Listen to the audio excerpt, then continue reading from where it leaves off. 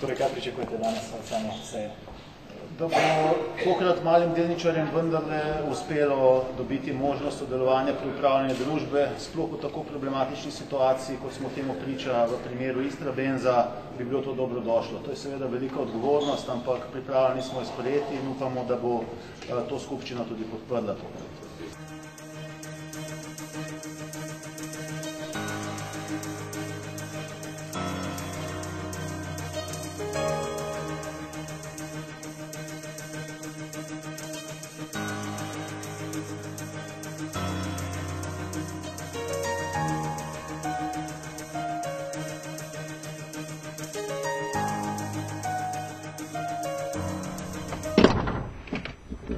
Torej, mi smo pač zadovoljni, da je sedaj bil sprejet takšna lista oziroma takšni kandidati za nadzorni svet, ki odražajo tudi stanje lastništva v Istrabenzu. In to je to, kar si Petrol prizadeva več kot leto, torej leto in pol. Se pravi, to razumete kot zmago? Ne, ampak samo normalno stanje, ki bi moral biti. Hvala. Ste se kaj dogovarjali med seboj? Ste se dogovarjali? Volilni predlogi posameznih delničarjev? Ste se dogovarjali? Vadi. Kakšni so pa načrti, da ste? Zakaj niste na listi? Ste že v Petrolu. Zato, ker ste danes mediji spoznali, da sem kandidiral za drugi nadzorni svet, to je za nadzorni svet Petrola. Lahko tak nadzorni svet spremeni upravo, mislim, v tem smislu vprašanja. Vsak nadzorni svet lahko spremeni upravo, ne samo ta. Kako podobno ste pa seznanjeni s tem, kako se Istrabenz pogaja z bankami za sanacijo težav, v katerih je? Seznanjen sem,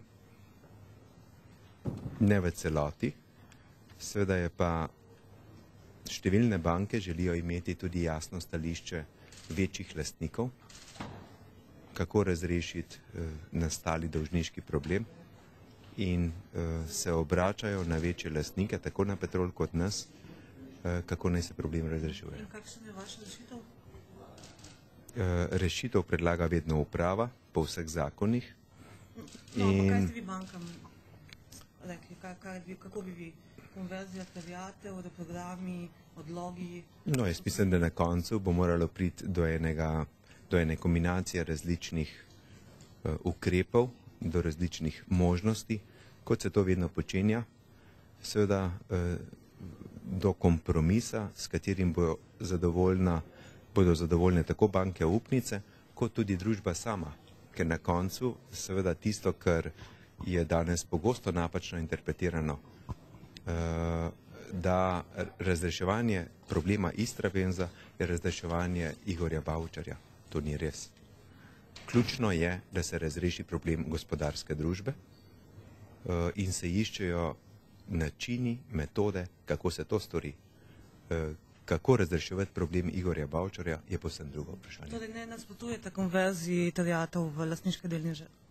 Če je to ena od rešitev finančnega reprogramiranja oziroma finančnega restrukturiranja, je to seveda v naboru vseh možnih ukrepov tudi ta. Kako pa vi rešujete situacijo v NFD Holdingu, ki ima tudi velike izgube zaradi neuspelega prevzema Istrabenza? No, prvič vprašanje je nekorektno zaradi neuspelega prevzema, to je pač drugo vprašanje in tudi to mislim, da ni danes vprašanje, kaj se dogaja z samim NFD Holdingom. Danes smo po seji skupščine družbe Istrabenz in... Ampak vi imate 65.500 delničarjev, verjetno jih zanima, kaj se dogaja z njihovim premoženjem, ne? Niste vi edini lastnik NFD Holdinga, ne? Drugače vas ne bi niti sprašvali, če bi bili vi edini lastnik, ne? Ne vem, zakaj ste napadalna, mi bomo tekoče in korektno obvestili vse naše delničarje o problemu in seveda tudi predstavili rešitve, potem, ko jih bomo dokončno oblikovali. Skupščina je veljavno sklepala o 2 dodatnih članih in o novem mandatu nadzornega sveta. To vemo, to so, razumem to kot retorično vprašanje. Ne, bistveno drugačen vpliv lastnikov verjetno na družbo, verjetno. Ne, skupščina je pač, veste, da so delničarji oziroma člani nadzornega sveta odgovorni vsem delničarjem in z tega vidika ne vidim nobenih novosti. Ste bili seznanjeni s predlogom NFD pred skupščino? Ne. Pa ste glasovali pa usklajeno, ste podprli to predlog? Jaz nisem glasoval. Maksimalno Holding ne sem.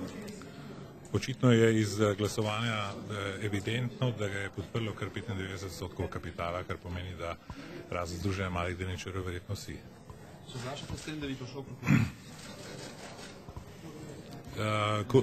Pogovorov z bankami ne bom komentiral danes. Sploh. Kdaj pa? Ko bodo končani.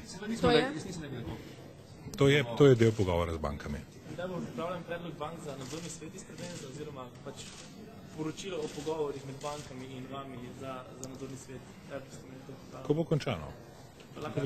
Ko bodo pogajanja končana, potem bomo z njimi seznanili ne samo nadzorni svet, ampak tudi delničarji. Delničarji so seveda pomemben del teh pogovorov, tako da v trenutku, ko bodo podpisani ustrezni dogovori in ko bo to, kar želimo doseči, doseženo, bomo s tem prišli tudi pred nadzorni svet. Doskrat ste nasprotovali pač predlogu Petrola, da bi zamenil cel nadzorni svet oziroma vse nadzornike, da nas je do tega vseeno prišlo. A pričakujete, da vas bo nadzorni svet zamenil, glede na to, da se pojavljajo tudi govorice, da ne bi banke zahtevali pač vaš odhod s čela Istrabenza? Z bankami se pogovarjam jaz, o takih predlogih ne vem nič, govoric ne komentiram.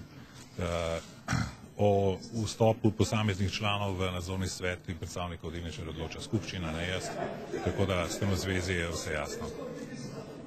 Pa tudi tu pričakujete, da boste ostal pač, da vas ne bo Vi me poznate, jaz, kar mene zadeva, sem šel že skozi mnoge projekte v slabih in dobrih časih in tukaj pač mislim oddelati svoje delo. Moj mandat traja, kaj bodo odločili nadzorniki, bo pa vse odvisno od rezultatov.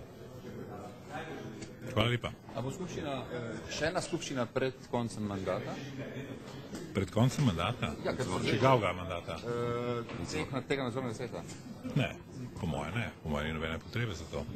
Ne, seveda ne. Skupščina, ki bo redna in bo obravnavala rezultate, odločala o vseh ostalih točkah v skladu z zakonom o gospodarskih družbah. Tako da ni nobene nuje, da bi se zdaj sestali še enkrat prav na hitro.